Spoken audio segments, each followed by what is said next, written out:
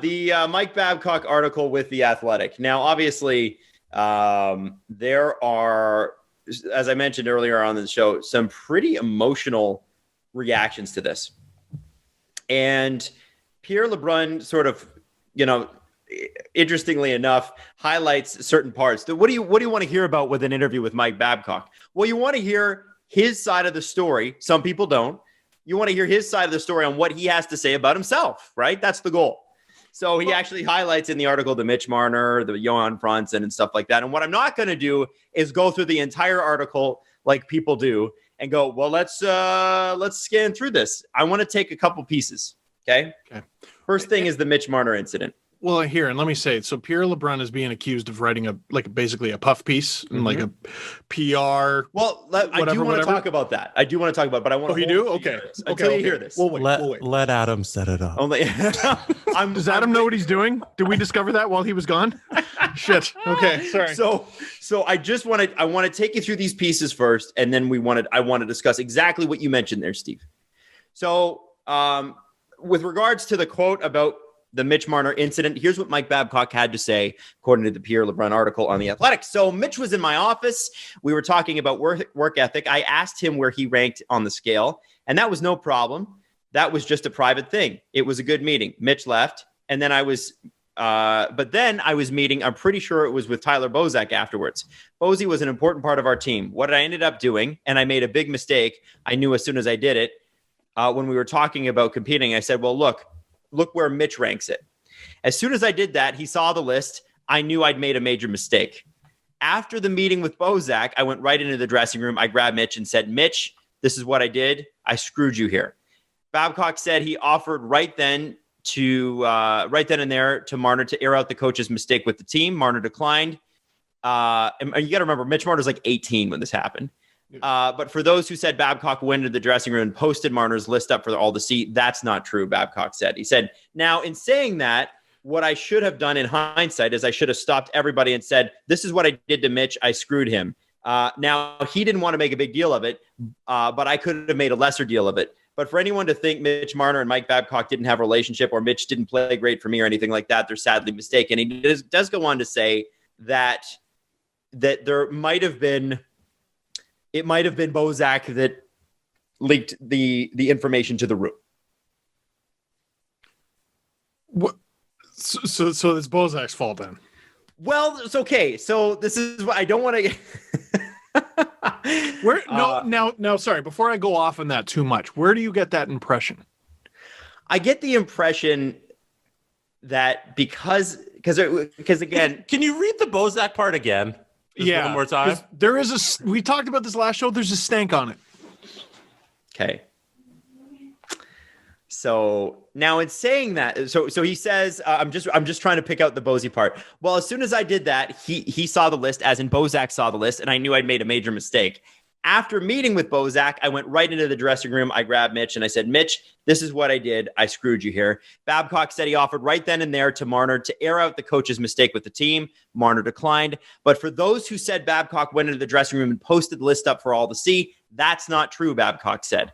He said, now in saying that, what I should have done in hindsight is I should have stopped everybody and said, this is what I did to Mitch. I screwed him.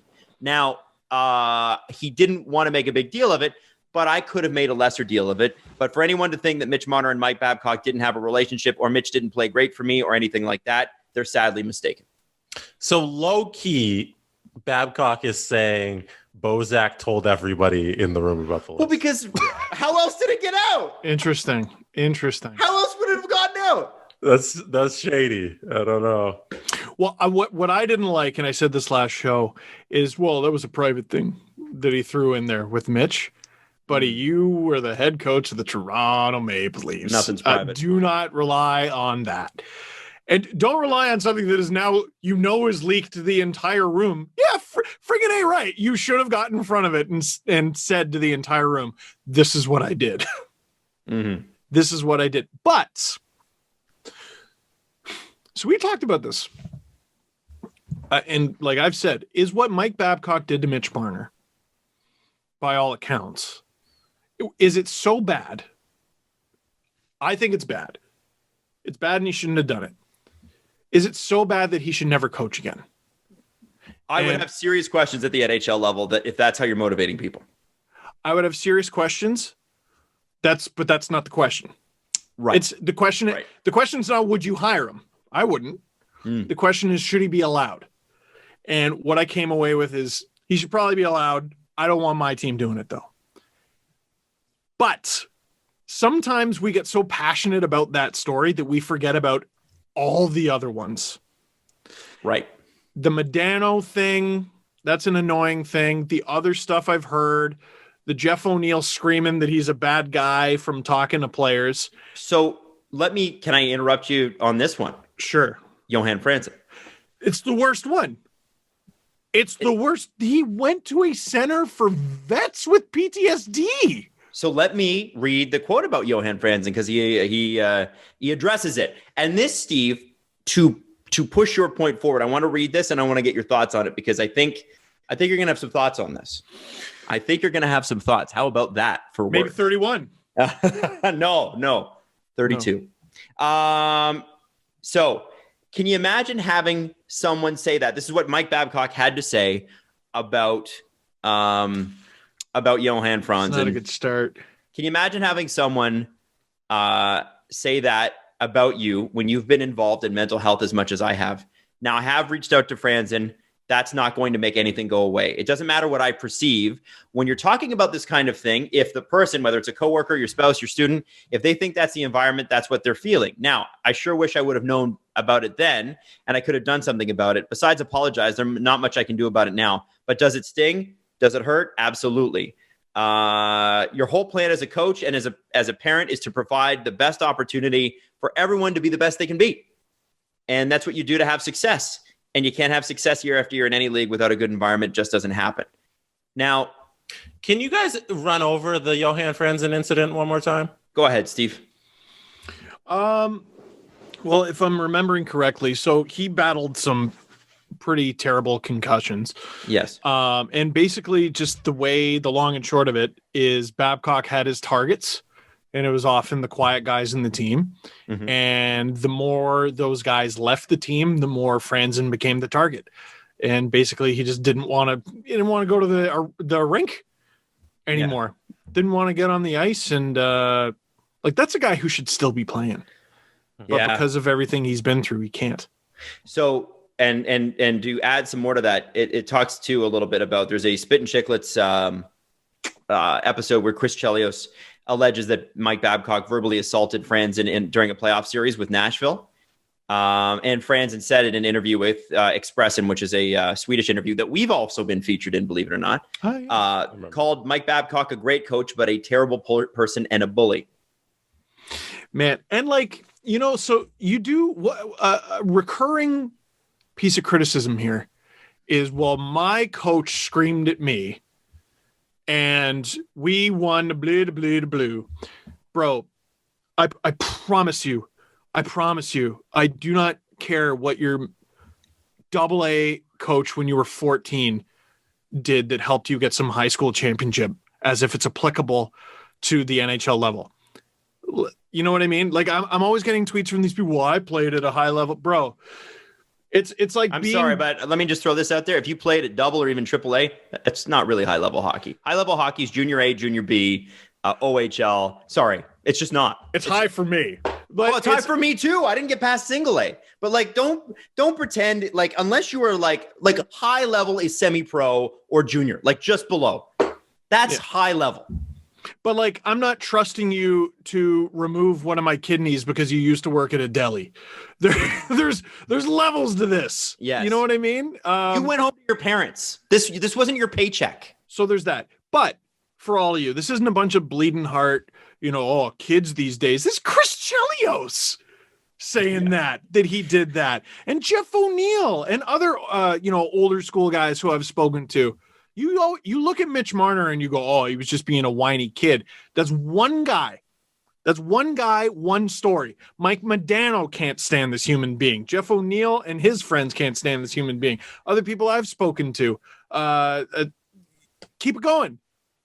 Keep it going. Just to give you an idea, too, Chris Chelios is no quote-unquote snowflake. His book from 2014 entitled Chris Chelios, Made in America, is available right now. Oh God. On thriftbooks.com for $8.69 or $17.79 at Amazon.ca.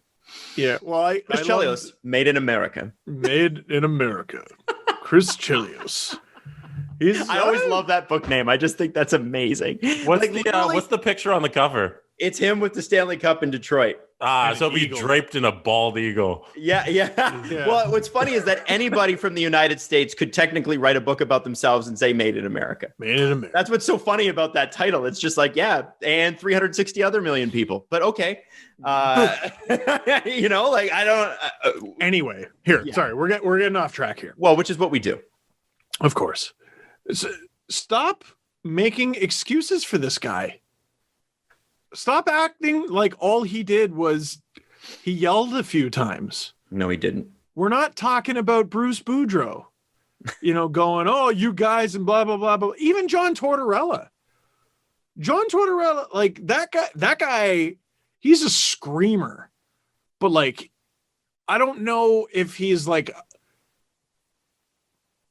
destroys you psychologically or intentionally does. Or intentionally. It's not the yelling. It's the intentional, I'm going to break you down.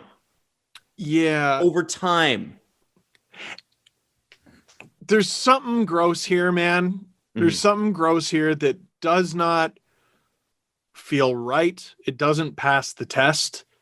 And it's such a unique situation or an interesting situation because it's not one big thing where you pound the gavel and you go, throw him away, Your Honor. Officially canceled.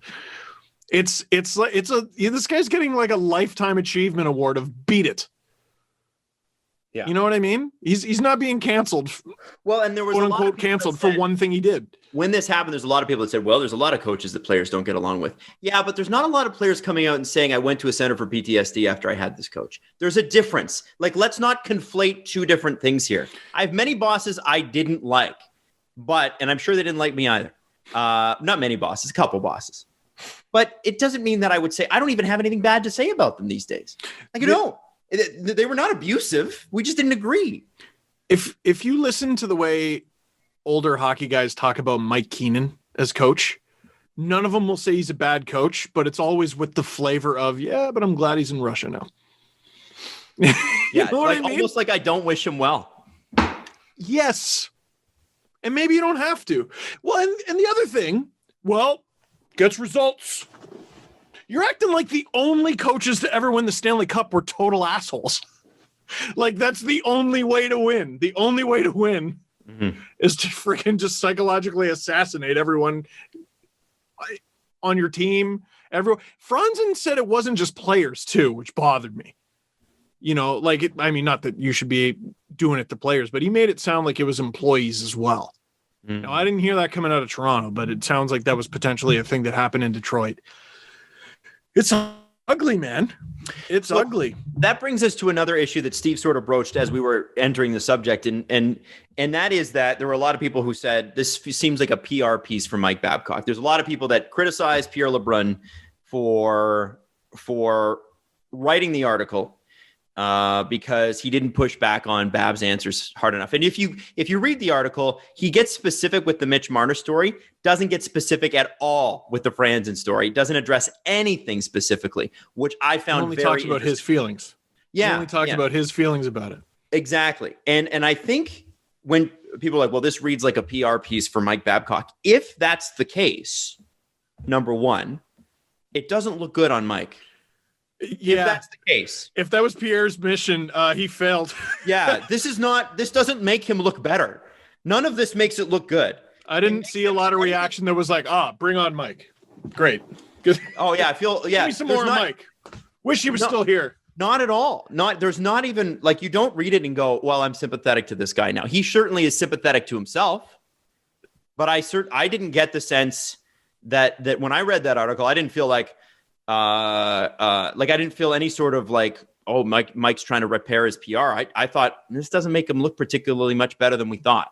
No, it just doesn't.